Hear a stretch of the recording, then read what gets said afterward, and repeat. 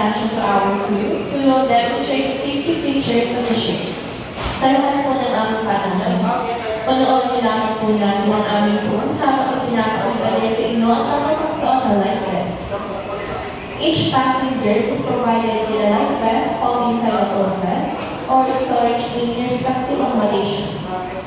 Ang bawat pasahero po ay may nakadala life vest na nakalagay sa mga cabinet ng inyong mga kwarto. To use the life vest, ito po ang tamang paraan sa pagsuot ng life vest. First, remove all sharp objects from your body. Una, tanggalin ang nakakapagtulog sa bagay sa inyong katawan. Second, untanggal all tapes from the vest. Pangalawa, tanggalin mo po ng life vest. Third, slip the vest over your head and your shoulders. Pangatlo, isuot ang vest sa leeg at balikat.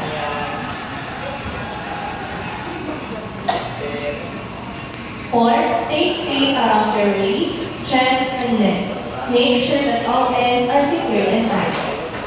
Pang-apat, ibuhos ang taling matatagpuan sa pagdagawang, dibdib, at leg.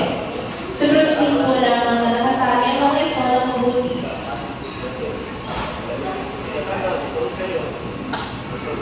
Familiarize yourself with our exit points nearest your accommodation. They are found on both sides of the forward, makeshift, and aft section of the vessel. Alam niyo lahat ng labasan sa inyong akomodasyon. Nakikita po ang mga ito sa magkabilang bahagi sa pagkakinahan, gitna, at dulo ng ating barko. All passageways and exit must be clear from any obstruction. Huwag po namin lagyan ng mga makasasagawan ng lahat ng daanan at labasan. Our ship is equipped with modern and regularly inspected life rafts to ensure the safety of our passengers. Each life raft is provided with sufficient life support supplies. Our well-trained crew will direct further emergency proceedings during the actual operation. Ang ating pumbat po ay yung mga life raft upang matiyak ang kaligtas ng bawat isa sa oras ng pangangailangan.